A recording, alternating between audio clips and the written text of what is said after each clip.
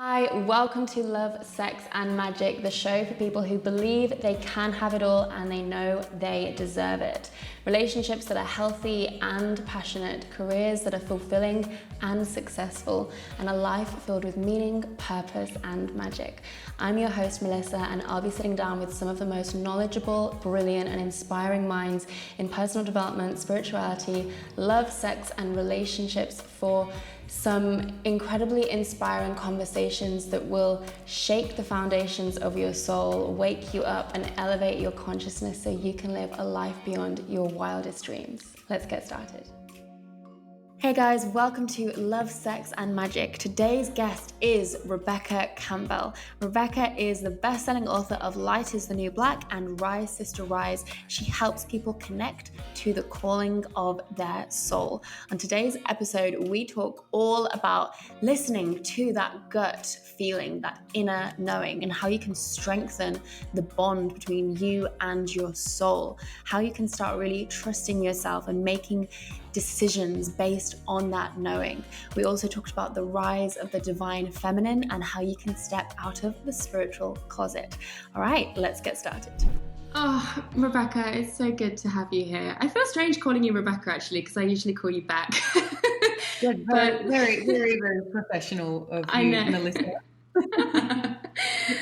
Oh, well, thank you for joining me today. I've always felt like, since you and I met, I've always kind of felt like you are a bit of a big sister for me within the Hay House family. I know that when you first got your deal for Light is the New Black, you were, I think, about 6 months ahead of me in the writing process or the editing process. So thank you. I just want to say thank you for all of your amazing work. It's really touched me and so many people listening. And just thank you for you and all of your support that you've given me as well. Oh, thanks so much, Mel. Yeah, I know. I remember when we first met, and I remember connecting with you at Ignite that time, and just being like, "Ooh, there's something about that, Mel." And yeah, it's just great to like to see how much your work has just been unfolding, and I'm looking forward to all the stuff that's been coming through for your next book. Yeah, it's very exciting. And I think that, like, I've obviously spoken at your self-love summit and just think that event is just such an amazing event. And so I feel I've always loved meeting your community there as well. So, yeah. Oh, I'm thank happy you to be so there. much. Yeah, and they all absolutely adore you. And you're so right, the Self-Love Summit is amazing. And your talk that you gave at our, not last event, but the one before, was incredible, really touched so many people there. So I want to first talk about your first book, Light is the New Black, which is an absolute work of art. And I actually read that at a time in my life where I was having to make a really difficult decision that was going to change the rest of my life. And it turned out to be one of the best decisions that I ever made, which was actually to leave my marriage. This was five years ago. Yeah, 5 years ago. And, or was it longer than that? I think it was 5 years ago. But when I read that book, it really helped me to really pay attention to the inner knowings of my soul and the inner nudges and the wisdom that was already within me, but that I was not trusting. And so I found it to be such a powerful book for that. And I feel like so many people listening will have had a similar experience. So I'd love to hear from you. Like, have you always felt tapped into that part of you, your soul, your intuition, or did you have to learn? Was there a time when you were completely disconnected from your soul? I think the answer is both. I think that I've always been connected to what I would call that niggle, that whisper, and it took me fully studying intuition to basically not let myself talk myself out of it, if that makes sense. Yeah, I think from a young age, I had always been fascinated by the connection of the soul, intuition, and all of that, abnormally so, I'd say. And I genuinely believe that we are all connected to it too. So perhaps I was just more fascinated. Perhaps I had a couple of experiences that woke me up to it. Perhaps my actual path of like helping people connect to their soul meant that I connected to it more consciously earlier. Um, but I genuinely believe that we are all connected to what I call that whisper. And I believe our soul is always calling us every moment of every day. The difference between someone who is living a soul led life versus not living a soul led life is the people who are living a soul led life are actually acting on that whisper. They're courageous enough to be like, oh shit. And it's not always oh shit. Sometimes it's oh yay. But often when we find ourselves, we're cyclic beings. We are nature. The thing about nature's teaching us how to be cyclic beings constantly through all the seasons. And change is really difficult. I struggle with change all the time. I don't know anyone who doesn't. And it's through changing that we're able to release those things that once served us that maybe don't anymore and step into even more of who we're becoming. And that's why it takes courage. So, yeah. And I think it's so interesting. I remember when you reached out, when you read Light is the New Black and all of the changes that you were going through. And I just want to say, like, often that book does, because it really is focused on soul callings, it can create extreme change, and it doesn't have to break up your marriage. So don't be too scared. That is a good point. It can cause breakups, can cause big life change, but doesn't have to mean that at all. Exactly. It could just cause you to do a daily spiritual practice. Yes. Depending on you and your life situation. I think depending on like how much you've been ignoring the calling of your soul, right? Yeah, and what phase of life you're in as well, and what your individual path is. Like Mel, you've got like a great leaping path, and you're someone who hurdles yourself so fully into everything you do, and so I'm not surprised that you have big changes, and like look at like the changes that you're looking at now. That's your path. There's other people whose path is more steady as well. One's not better or worse, but yeah, and it's all relative as well. So a big change for you might not feel like a big change for someone else, whereas the exact same change for them might feel like a huge stretch for you. So it's all relative, and we're constantly in this state of loosening our grip, letting go, and welcoming. Whenever we let go of something, and we've all experienced this from like when you do a bit of spring cleaning, or what's it called, Marie Kondo, yeah.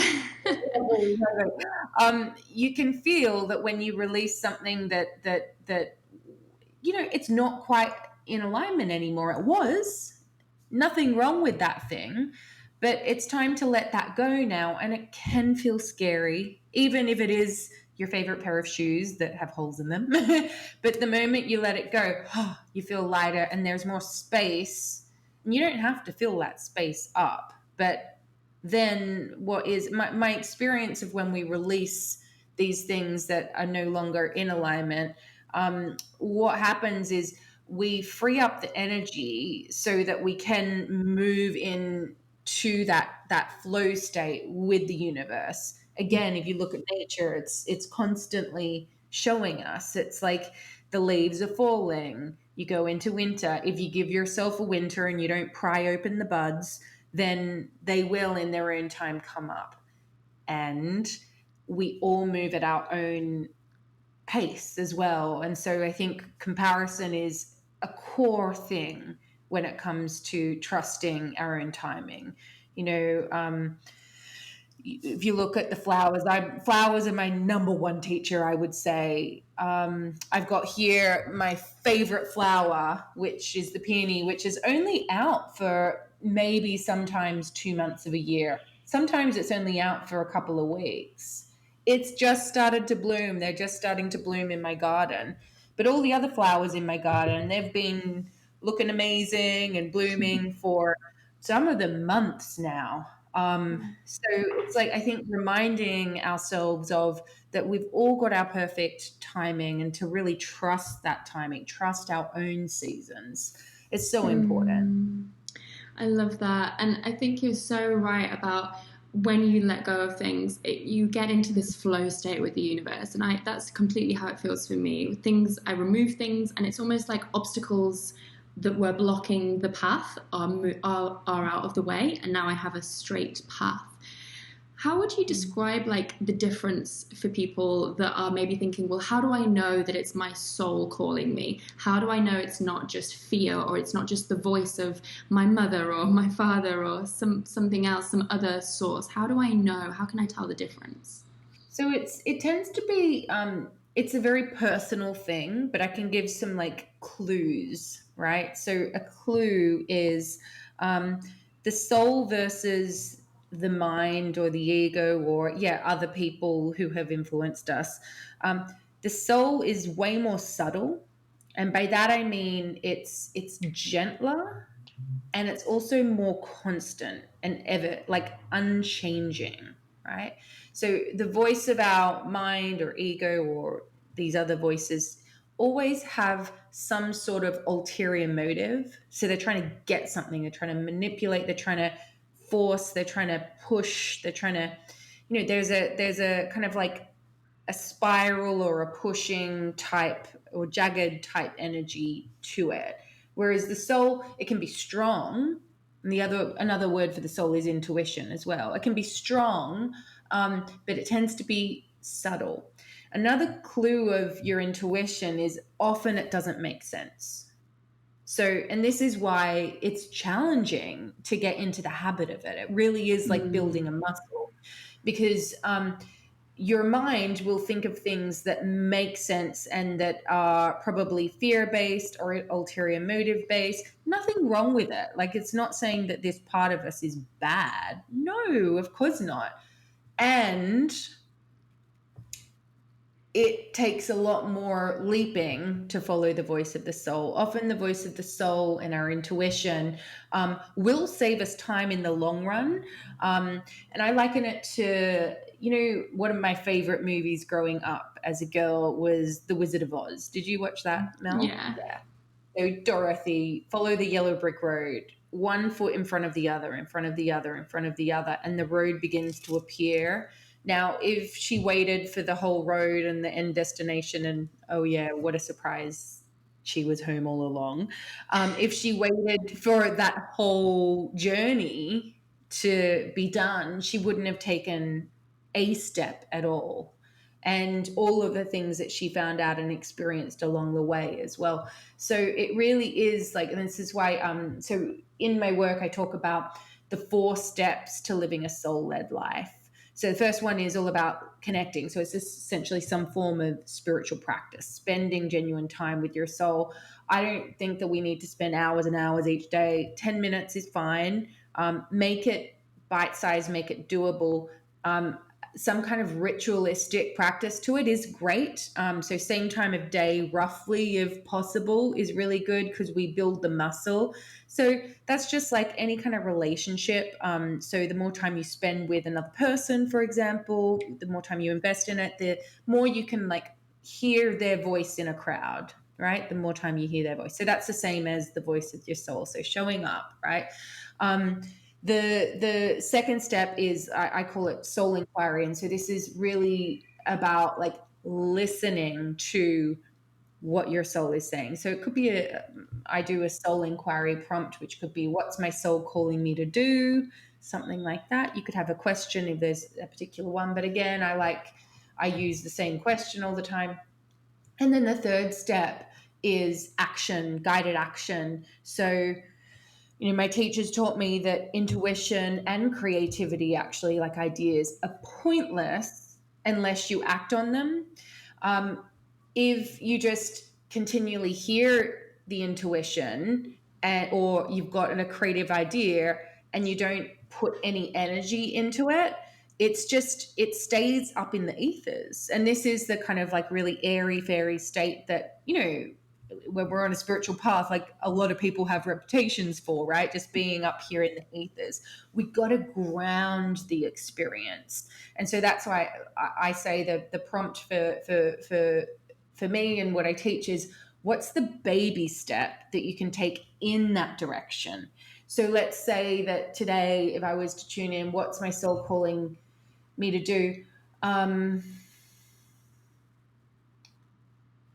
Create more space in my life. Let's say it's that, right? Create more space. Now that could be quite vague. I mean, it's a way of living, great, but how can I put that into action today? Well, I could give myself a proper cutoff point at the end of my day where I'm going to go home and spend time with my son outside in the garden while the sun's out. Such a tiny little thing. And then tomorrow, same thing, there'll be another, and then there'll be another, and then there'll be another. And, you know, like as an example, one thing that I have been doing while I'm feeding him during the night, he's 7 months old. At first, I was kind of like, you know, when you've got a newborn, I suppose he's not quite newborn now, but you got a baby, it's harder to fit your spiritual practice in. I'm still doing it, but it's harder. Oh my God, I hear you, all the mums out there, you understand. And so what I've been doing is, instead of, when I've been feeding him, instead of kind of falling asleep because I'm so tired, or instead of checking my phone or whatever, what I've been doing is putting on a particular, it's like a particular sound on my phone that I use in my chanting, and then beginning to sing to him and letting just whatever songs come. And the thing with a child, which is wonderful, is that it doesn't matter what you sound like, it doesn't matter. You know, you're doing it for him, and so you're more open and you can let it come. So that's another example of creating more space instead of trying to kind of multitask all the time. So, and there's so many different ones like that. So yeah, action, I think, is just so important. And when it comes to hearing the voice of your intuition, it takes practice. So you know, the part of us that is trying to like get it right all the time you don't have to get it right. A way of checking in with your body, and this, my teacher Sonia Choquette, she taught me all through my 20s. She taught me with your intuition that to voice it out loud. So you could say like, my soul or my intuition or whatever you call it, is calling me to, or wants me to know that, or whatever dialogue you want to have, and say it out loud. Because often we carry these thoughts around with us, and particularly if we're trying to work out, is this my head or is this my intuition? And, you know, it's like sometimes you'll be in conversation even, and you'll say something to someone which you've been carrying and you really thought it was true, and then you say it and you're like, that doesn't feel right at all. And there's like a freeing to it, you know, so you can test it out. So look at it like you're playing with things. And if you've got a good girlfriend, you can do it with them, husband, boyfriend, mom, sister, brother, whatever. Just like play with it and voice it, and you'll be able to see, does that feel true or does it not quite feel true? Yeah. Yeah, that's so powerful, you know, and Rick and I do that as well. Like when we have a decision to make, we'll say, well, what does your intuition say? And what does my intuition say? And we'll voice that. And if we find that really, really helpful, I think so many people really need help in actually trusting that voice. You know, I think we can acknowledge it, but then to actually act on it for people is a really scary thing, especially if it doesn't seem to make any sense, or it goes against what the status quo is, or it goes against what the people around them are saying that they should do. It's so And true. And I think that's why the baby step is so helpful. Because let's say, if I use myself as an example, for many, many years, I kind of knew what my soul was calling me to do. And it was this work that I'm doing now, writing books, etc. But I had a career in a whole different industry, really successful one. And I had a lot to lose in trade of following my soul calling. Now, if I was to wait until I was completely ready to follow my soul calling before I even potentially gave it the light of day, there's no way I would have done it. Whereas if I was like, well, I think my soul calling is to, or my soul's calling me to, meanwhile, my soul is always calling. It's not like a one time answer. It's calling me to maybe write a book. Whew, that feels so freaking big. What's a little thing I can take in that direction? Well, I could do a course on a topic that I'm interested in, or I could start an Instagram account and I'm going to do a post a week. You start there, and by the end of a year, if you've done one little thing in that direction, by the end of the year, you would have done over 350 things. So something being built.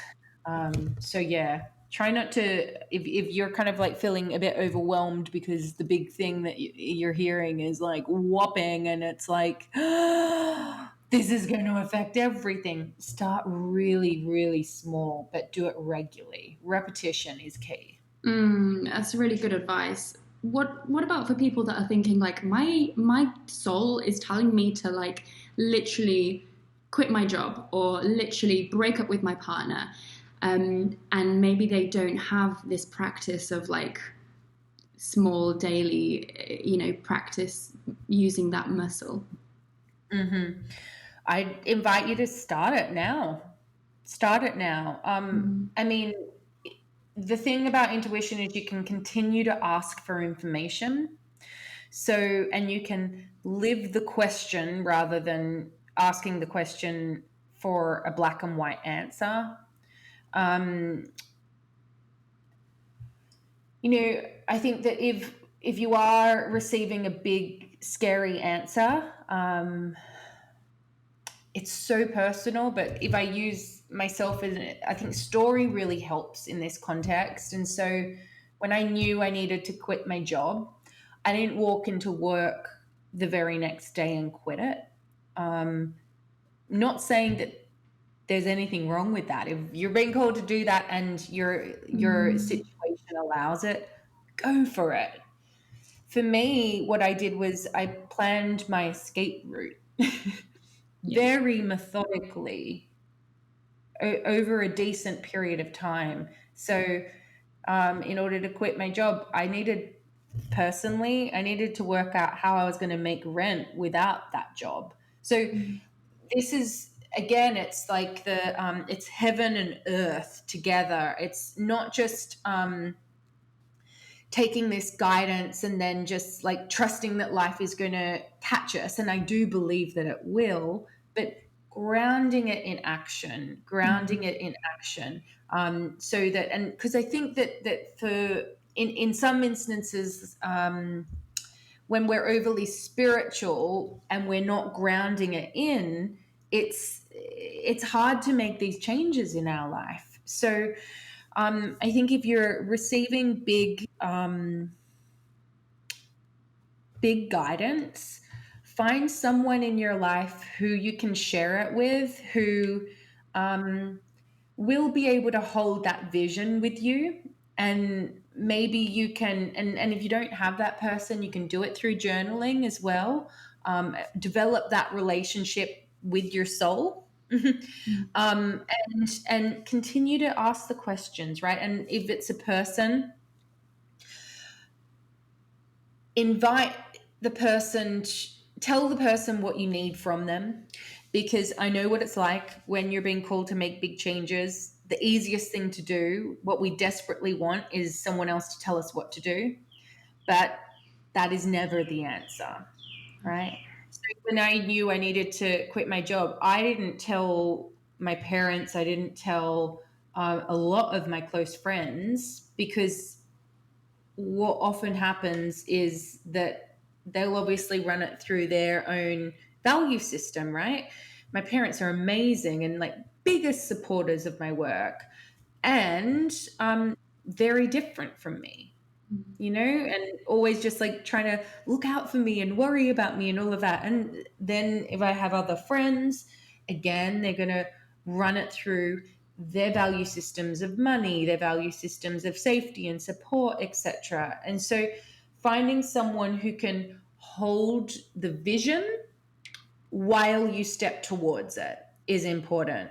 When I quit my job, I had what I call an elevator pitch, meaning the people who were in my current industry, which I was leaving, I certainly did not tell them that I was leaving to do soul readings, etc. No, I was a creative. I had a writer's background. So what I said to them, I kind of managed the message by saying to them, no, I'm in a unique point in my life where at that stage, I'm like, I don't have family and kids and all of that. And I've always had this dream to write a book. And I just feel like if I don't do it now, I'm not going to do it. So I'm going to give myself 6 months to write a book. So it wasn't this like severing of like, I am leaving this career forever, even though in my heart I knew that to be true. But I didn't burn my bridges, and I didn't, but more so, I in framing my message in a way that people could hear it, what happened was actually, instead of them going like, oh my gosh, are you crazy, but blah blah blah, they were then like, oh, I've always wanted to write a book, or I've always wanted to do this. And it actually turned into a story about them rather than their worries about me. Do you know what I mean? So I think all of these things can really help. So that's a tool you can take, like an elevator pitch. Same thing. When I told my parents, I I tailored the message slightly, and I waited until I actually had a plan. So I wasn't in defense and I wasn't being reactive to their best interests in me. Same thing happened recently. I had a home birth for my son, and in Australia, home births aren't a normal occurrence. In the UK, they're a little bit rare too, but they're way more common. And so I delivered the information to my parents in a way that, because the moment you get defensive, it's me versus you. Yeah. I think that's such valuable advice, and especially what you shared about not letting your intuition become clouded by other people's filters of what their experiences are. And I find that to be really helpful, especially with relationships, for anyone that's going through relationship challenges, because your single girlfriends are going to say probably something different to the ones that are married or in long-term relationships, and people that know your partner versus people that don't know your partner, they're all going to have very different opinions on what you should and shouldn't do through their lens. And so definitely for me, when I've been through breakups, I share with very, very few people, because I don't want my knowing and my intuition to get swayed. But I think when you're disconnected from your intuition, or when you've not practiced listening to it, it's very tempting to listen to what your friend says to do, or what your mum says to do. And absolutely, it's human nature, because like ultimately then we're not responsible. And that is big. That's really big, because it's scary when we take our own responsibility, and it is the most liberating thing you'll ever do. Have you ever made a decision based on intuition and it's led you down a path that wasn't for you? Or has it always been like, yes, it's always ended up as like, this was what was meant to happen? Gosh, there have been instances or situations where it definitely hasn't worked out the way I thought it would.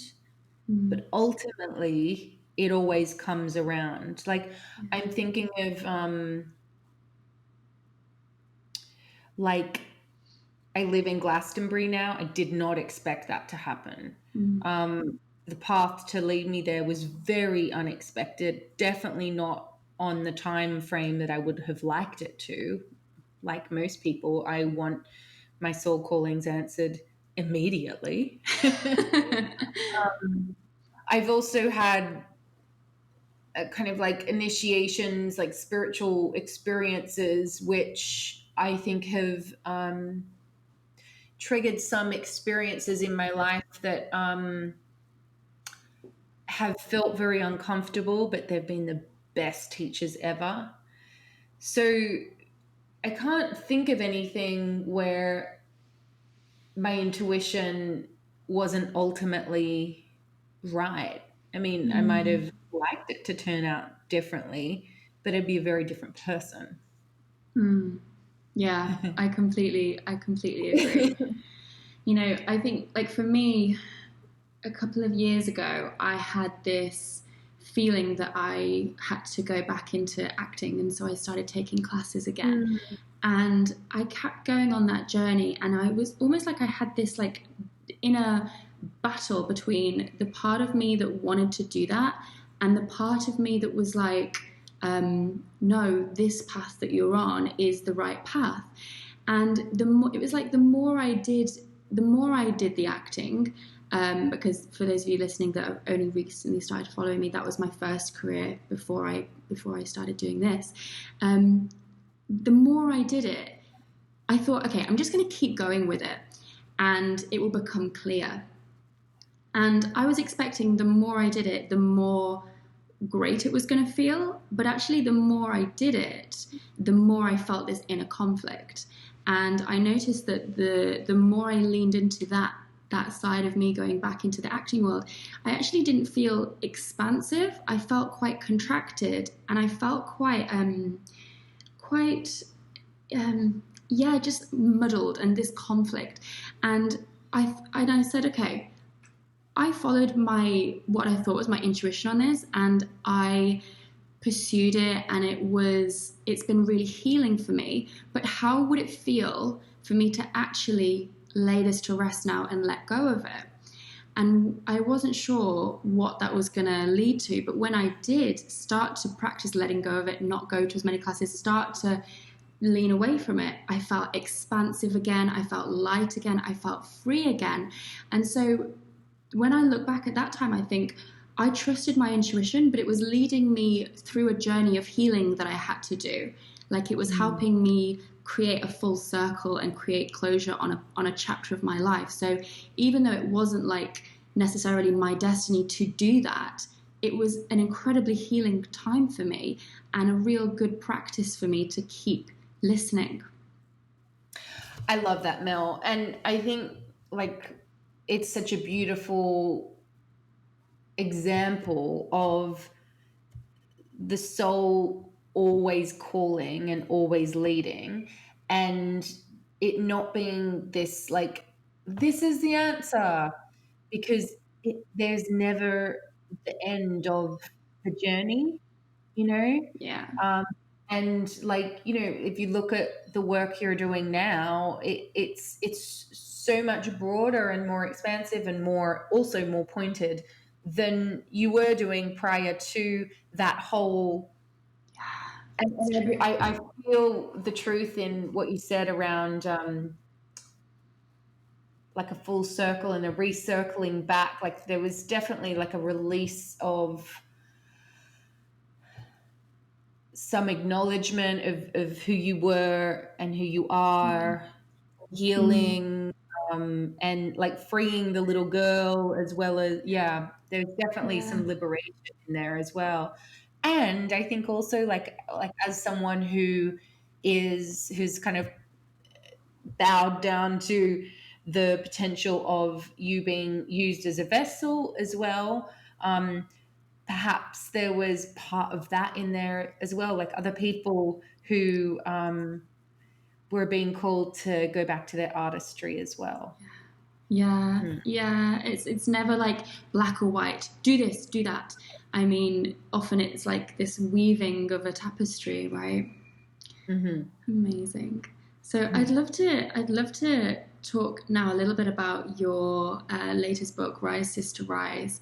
Another absolutely such powerful, poignant book that really has moved and affected so many people in such a positive way.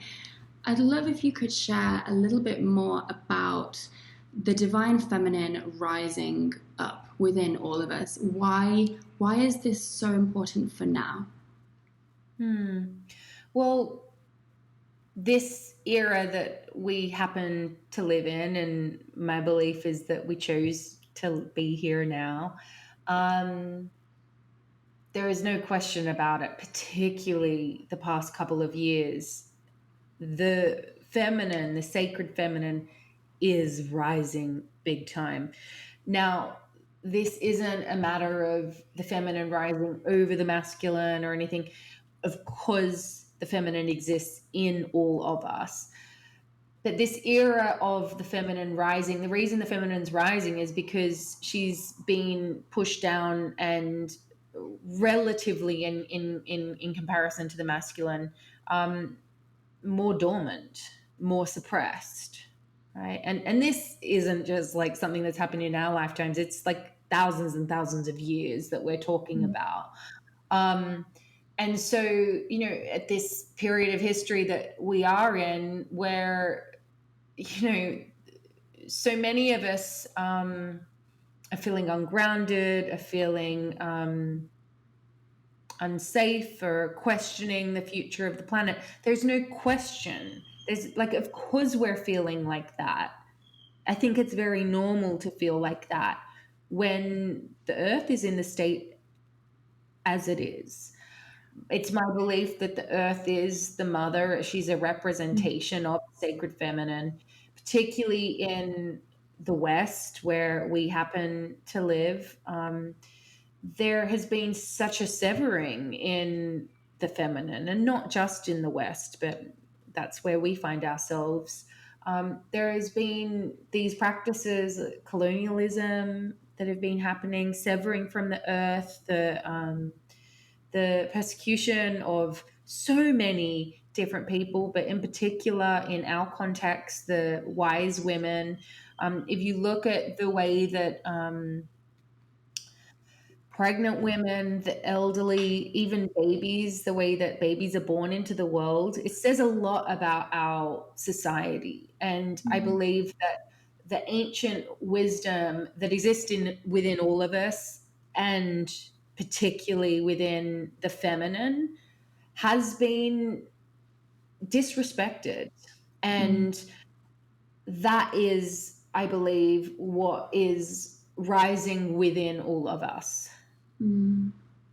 Yeah, it's so true. And I feel as though a lot of it has been kept from us as well. Like a lot of this history we never learned about.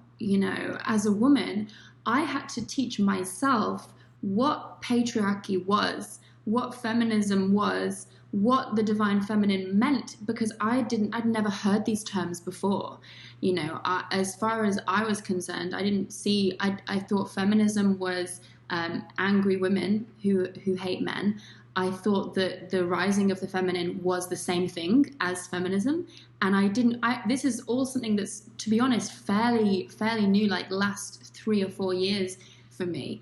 Do you have any advice for women that are kind of starting to wake up to this in their lives at the moment and realize, wow, the feminine Yeah. really has been suppressed?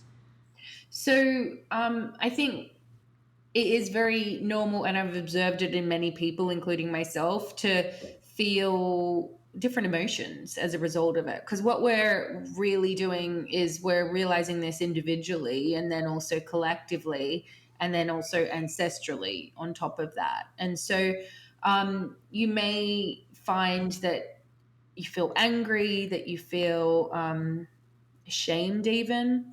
You may find all different things come up. Um, my invitation would be to observe all of those things and try not to react too much. It's like when you have your first spiritual awakening. I liken it to like the first time you have sex or an orgasm, and we're just like, oh my God, I am having the best sex ever. And you're like, you can't possibly have experienced this. That tends to happen when we have our first awakening. And I see it happening a lot with when the feminine, when the patriarchy. So my invitation is to try not to process all that stuff as publicly as you might want to. Have your group of people in order to do that, because there's so many parts to it, and there's so many complex emotions that rise up as well. To realize that we are all processing it, and there is, because I think that the invitation, particularly if you're a woman in a Western world, there's a concept known as privilege as well, because there's a lot of women in other countries who have had it way, way, way, way, way harsher. And that's complex stuff for us to process as well. And so the more we can educate ourselves, again, it comes back to this like grounded action, the better. And it is such a huge, huge, huge topic. A real basic, when you're working with the feminine as well, it's like working with the earth where you live is working with the feminine. Working with your intuition is working with the feminine. Helping women who aren't as privileged as you is working with the feminine. It's limitless what we can do to work with the feminine. But it's a huge container that once we step into it, it's huge. I'm sure you've experienced that, Mel. Oh, absolutely. It is unlimited. And yeah, I think for me, there was a lot of confusion and a lot of anger, I think. And so that's definitely a part of it that I think we have to move through and be kind to ourselves. But something that I know that you're really passionate about, same as me, is getting into nature and really connecting with the earth, connecting with flowers, connecting with plants and nature herself. And that's accessible for everyone. Oh, Beck, this has just been such a magic conversation. I just love you and all of your work. What do you have exciting that's coming up for you? I know you just recently became a mother, but what's new and exciting aside from that? So I'd say I'm writing my third book. It's called Returning, Weaving the Soul Back into Everyday Life. So that's definitely taking up a lot of my space right now. And yeah, I guess this interesting time we're in at recording, we're in lockdown. And so, yeah, there's been more space for that, really. I've been doing a lot more online offerings, a lot more space holding in my membership as well. So, yeah, it's the slowed down pace has kind of meant that, and I'm sure you're the same, Mel, that there is more of an invitation to slow down and deepen into the devotion. Yeah, which is another way to connect with the feminine as well. Oh yeah. Oh, amazing! I love the sound of your new book. You changed the title since we last chatted about it. Yes, this book has had many different titles. Yeah, It's definitely the feminine process, my writing process, that's for sure. And this one, more than anything, it's just kind of shape shifting constantly. The energy stays the same, but yeah, it's like each time a new section comes in, I think that's the title. But yeah, now it's cool now. Oh, well, Beck, I love to ask my guests the same questions just to wrap it up for Love, Sex and Magic. So what is one thing that you are loving right now? My garden. Yeah, planted so many different roses and flowers in there last year, and yeah, like as nature goes, I didn't see the instant results, but now they're just kind of boom, kind of coming through. It's bringing me a lot of joy. Love that. I always associate you with flowers. And okay, so next, what is one thing that turns you on? So it could be like a quality in a person, or a certain experience, certain flavor. Something about like steadiness and groundedness, like being kind of unflappable, like holding ground. Yeah, Sounds really okay. boring, but, I love that. Like a steady earth, grounded person. Love that. Yeah. And when was the last time you experienced magic?